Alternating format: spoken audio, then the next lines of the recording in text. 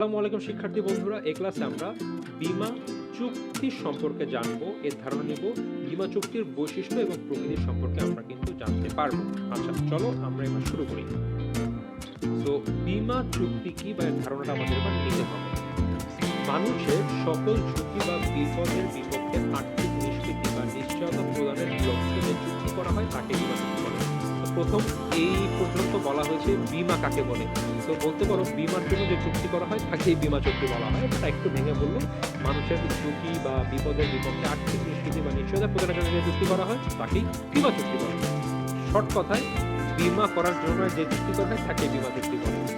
এখন এই বীমা চুক্তিতে অবশ্যই দুটি পক্ষ থাকবে। তোমরা কিন্তু অবশ্যই এরকম লিখবা না যে বীমার জন্য যে চুক্তি করা হয় তাকে বীমা চুক্তি বলে, নাম্বারগুলো কেটে দিবে, এভাবে তোমরা প্রকাশিত করে লিখবে। এখানে সবসময় দুটি পক্ষ থাকবে, এক পক্ষে কখনো করা সম্ভব কিন্তু নয়। কে থাকবে? বীমাকারী এবং বীমা গ্রহীতা। মূলত বীমা গ্রহীতাকে, বীমা গ্রহীতা সেই ব্যক্তি যে বীমা সার্ভিসটি গ্রহণ করছে, মানে আমার তোমার মতো সাধারণ ব্যক্তি বা কোনো একটা ব্যবসায়ী প্রতিষ্ঠান। আর বীমাকারী সেই প্রতিষ্ঠান যারা বীমার সার্ভিসটি প্রদান করছে, মানে ইন্স্যুরেন্স কোম্পানি। এক পক্ষ তার ঝুঁকি পণ্যের উপর অর্জন করে। কে কার উপর ঝুঁকি অর্জন করে? বীমা গ্রহীতা বীমাকারীর উপর ঝুঁকি অর্জন করে। এরূপ ঝুঁকি গ্রহণের বিনিময় মূল্য হলো প্রিমিয়াম বা সেবা। বীমাকারী বলে, ঠিক আছে ভাই আমি নিব, অসুবিধা নেই, কিন্তু কি মানে আমি কি আপনার আত্মীয় লাগে যে আমি আপনার যদি কাটে নিয়ে থাকবো, কি দিবেন? আমার ঠিক আছে ভাই, আমি ঝুঁকি দিলাম, সেটা কিছু প্রিমিয়ামও দিব। তো দুটি পক্ষ থাকে, বীমাকারী গ্রহীতা। এক পক্ষ অন্য পক্ষের উপর ঝুঁকি দেয়, প্লাস একইভাবে এই পক্ষকে প্রিমিয়ামও প্রদান করা যাবে। প্রিমিয়াম দিলাম, তুই আমার ঝুঁকিটা গ্রহণ করছি। এইবার আমরা দেখবো বীমা চুক্তির বৈশিষ্ট্য। তো এটি অবশ্যই একটি বৈধ চুক্তি। আইনে বলা আছে এরকম অবৈধ কিছু না, এবং এটা একটা বৈধ একটা কাজ। তো অবশ্যই বীমা একটা বৈধ কাজ এবং চুক্তি একটা বৈধ চুক্তি। এটা অবশ্যই লিখিত চুক্তি হবে, কখনোই বীমা চুক্তি মৌখিক হতে পারবে না। বীমা চুক্তির উদ্দেশ্য কি? এর উদ্দেশ্য হলো আর্থিক নিরাপত্তা ব্যবস্থা। বীমা হলো সম্ভাব্য ক্ষতির বিপক্ষে আর্থিক নিরাপত্তা ব্যবস্থা। একটা বীমা গ্রহীতা কেন বীমা গ্রহণ করে বা কেন বীমা চুক্তি করে? কারণ ভাই, আমার ক্ষতি হলে তুমি আমাকে আর্থিক নিরাপত্তা দিবা বা আর্থিক সাহায্য করবে বা ক্ষতিপূরণের ব্যবস্থা করে দিবা। সো আলটিমেটলি আর্থিক নিরাপত্তার ব্যবস্থা করে দিবে। প্রিমিয়াম, বীমার ক্ষেত্রে বীমাকারী কর্তৃক ঝুঁকি গ্রহণের প্রতিদান হলো বীমা গ্রহীতা প্রদত্ত প্রিমিয়াম। বীমাকারী প্রতিষ্ঠান বীমা গ্রহীতার ঝুঁকি কোন আল্লাদে নেবে? ভাই এমনি তো আমি নিব না, আমার কিছু দেওয়া হয়ে গেছে, কি দিবে? প্রিমিয়াম দিবে। বীমাযোগ্য স্বার্থ, আমরা একটু আগে করেছি, এবং স্বদেশের সম্পর্ক, এটা কিন্তু আমরা আগের ক্লাসেই পড়েছি এই দুটা। তো অবশ্যই এই যে চুক্তি হবে, এই চুক্তিতে অবশ্যই বীমা গ্রহীতার কিন্তু বীমাযোগ্য স্বার্থ থাকা লাগবে। অর্থাৎ যেই সম্পত্তি বা যে জীবনের উপর বীমা করা হচ্ছে সেটার উপরে তার আর্থিক স্বার্থ থাকা লাগবে।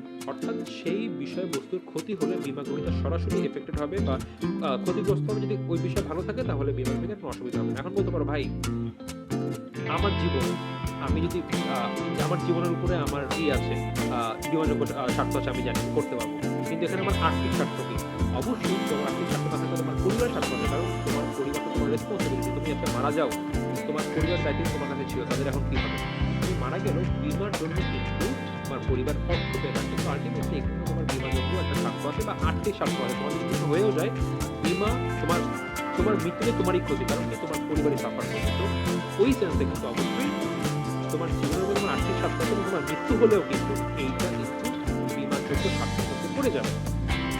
তো এই চুক্তিতে অবশ্যই বীমাযোগ্য স্বার্থ থাকলে এবং স্বদেশের সম্পর্ক, দুটি পক্ষকে অবশ্যই বীমা গ্রহীতার এন্ড থেকে তার সকল মানে বীমা যে বস্তুর উপরে বীমা করা হবে সেই সম্পর্কে সব ক্লিয়ারলি বলা লাগবে। এবং বীমাকারীর কাজ হচ্ছে একটা বীমা টার্মস অ্যান্ড কন্ডিশনে সবকিছু ক্লিয়ারলি যেন উপস্থাপন করে। এরপর নির্দিষ্টতার ক্ষতিগ্রস্ত, এই যে একটা সম্পত্তি, এই যে একটা গাড়ি, যেটা আমি আমার পতাকারিকার, কি কারণে বীমাকারী প্রতিষ্ঠান বীমা দিবে? কিছু থাকা লাগবে ভাই, মানে কি হলে আমাকে ক্ষতিগ্রস্ত দেবে? যখন এই গাড়িটি অ্যাক্সিডেন্ট করে ভাঙবে, শুধুমাত্র তখন বীমাকারী প্রতিষ্ঠান বীমাকারী আমাকে ক্ষতিপূরণ করবে।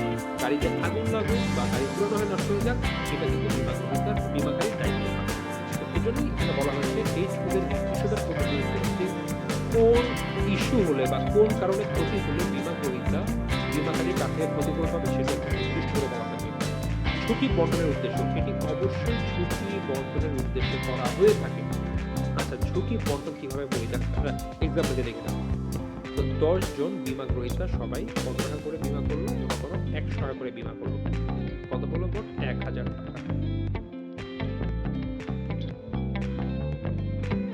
একটু কম করি, ধরো 10 জন ব্যক্তি মোট 10 টাকা করে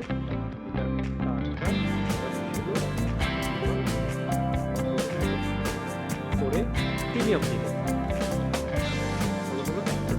এখন আমরা 10 জন সবাই 10 টাকা করে দিলাম গাড়ির জন্য। এর মধ্যে মোট 3 জনের গাড়ির ক্ষতি হলো এবং কোম্পানি করে হয়েছে ভাই যদি ক্ষতি হয় সবাই 20 টাকা করে পাবা। কত টাকা হলো? 60 টাকা। বীমা কোম্পানি 40 টাকা লাভ হলো এখানে, সেটা গেল, বাকি 7 জনের কিছু হয় না। কিন্তু দেখো এই যে 60 টাকা, এই 60 টাকা কিভাবে আসলো বলো তো?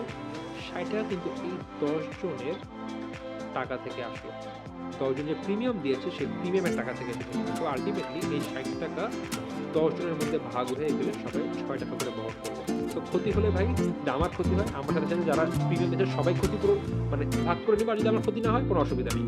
তো এইভাবেই কিন্তু এই ঝুঁকিটা বন্টন করা হয়। এমন না যে এই ঝুঁকিটা কোম্পানি আর আমার মধ্যে বন্টন হয়, রাদার যতগুলো বীমা গ্রহীতা আছে তাদের মধ্যে বন্টন। এখন অ্যাকচুয়ালি এত হয় না, এই 3 জনের হয় দেখা যায় একজনের গাড়িতে সমস্যা হলো বা 2 জনের, এবং প্রিমিয়াম তো নিশ্চয়ই এত আসে না, হয়তো বা প্রিমিয়াম আরো কম আসে।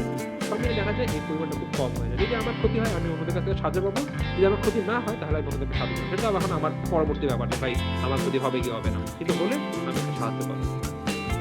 এখন বুঝতে পারো ভাই তাহলে আমি কেন টাকা দিলাম? দেখো যদি তোমার ক্ষতি হতো তোমার নিজের বিশাল খরচ হতো, বাট তুমি এখন চুক্তি করছো, চুক্তির ফলে মানে তোমার নিজের বিশাল পরিমাণ ক্ষতি হচ্ছে। এখন শুধু বীমা চুক্তি করার জন্য তোমার 20 টাকা পাচ্ছে, বাট তোমার খরচ হচ্ছে মাত্র 6 টাকা।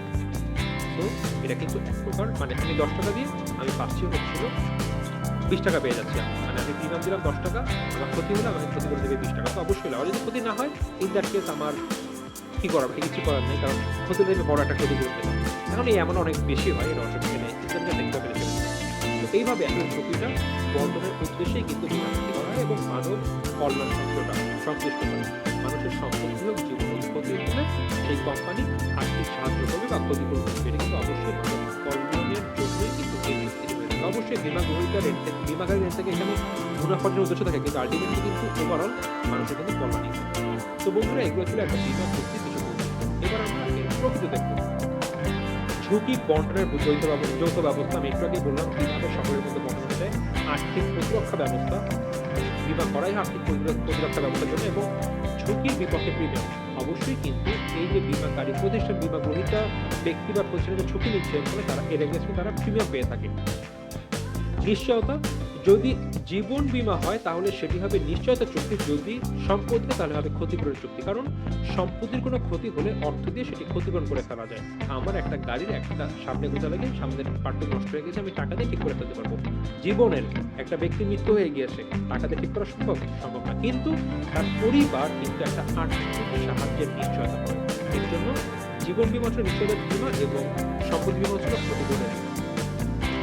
চুক্তি সংশ্লিষ্ট দুর্ঘটনার জন্য, অর্থাৎ চুক্তিতে যেই বিষয় থাকবে বা যেই দুর্ঘটনার ফলে কোনো সমস্যা হবে বা ক্ষতি হবে সেইটা যদি ঘটে তাহলে কিন্তু অর্থ প্রদানের নিশ্চয়তা দেওয়া হয়। আমি গাড়ির এক্সাম্পল দিলাম, আমি চুক্তি করেছি হচ্ছিল অ্যাক্সিডেন্ট করে টাকা দিবে, বাট লেগে গেলো আগুন, বীমা কোম্পানি কোনো টাকা দিবে না। বীমার জোয়া খেলা নাই। অনেকে বলতে পারে কেমন ভাই মানুষের জীবন নিয়ে খেলতে, সম্পত্তি নিয়ে খেলতে, ব্যাপারটা এরকম না।